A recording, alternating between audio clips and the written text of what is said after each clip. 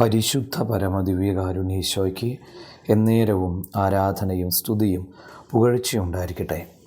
ഇന്ന് മെയ് മാസം 6-ാം തീയതി ചൊവ്വാഴ്ച. വിശുദ്ധ അന്തോണീസിൻ്റെ മധ്യസ്ഥം നമുക്ക് പ്രാർത്ഥിക്കാം.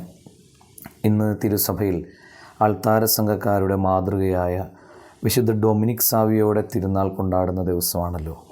ഇന്ന് പ്രത്യേകം ദിവ്യകാരുണ്യ സന്നിധിയിൽ നമ്മുടെ അൾത്താരകളിൽ ശുശ്രൂഷ ചെയ്യുന്ന എല്ലാ ബാലന്മാരെയും നമുക്ക് സമർപ്പിച്ച് പ്രാർത്ഥിക്കാം. അവരുടെ പഠന മേഖലകൾ അനുഗ്രഹിക്കപ്പെടാൻ, ജീവിതം വിശുദ്ധീകരിക്കപ്പെടാൻ നമുക്ക് ഈശോയോട് പ്രാർത്ഥിക്കാം. മർക്കോസിൻ്റെ സുവിശേഷം 4-ാം അധ്യായം 14-15 വചനങ്ങൾ ഇന്ന് ധ്യാനിക്കാം. ചിലർ വചനം ശ്രവിക്കുമ്പോൾ തന്നെ സാത്താൻ വന്ന് അവരിൽ വിതയ്ക്കപ്പെട്ട വചനം നീക്കം ചെയ്യുന്നു. വഴിയരികിൽ വീണ വിത്തിന് സംഭവിക്കുന്ന അവസ്ഥയാണ് ഇന്ന് വചനം പങ്കുവയ്ക്കുന്നത്. വഴി എല്ലാവർക്കും അവകാശപ്പെട്ട സ്ഥലമാണ്. അതിനരികിൽ എന്ത് വൃക്ഷമുണ്ടായാലും ഫലമുണ്ടായാലും അതെല്ലാവർക്കും ഉപകാരപ്രദമാകും. ആര് വചനം കേട്ടാലാണോ കൂടുതൽ നന്മകൾ ഉണ്ടാവുക, അവരിൽ നിന്നാണ് പിശാച് ആദ്യം വചനം എടുത്തു മാറ്റുക. പ്രാർത്ഥനയ്ക്കും വിശുദ്ധ കുർബാനയ്ക്കുമെല്ലാം ഉറങ്ങിപ്പോകുന്നവർ നമ്മൾ കണ്ടിട്ടില്ലേ?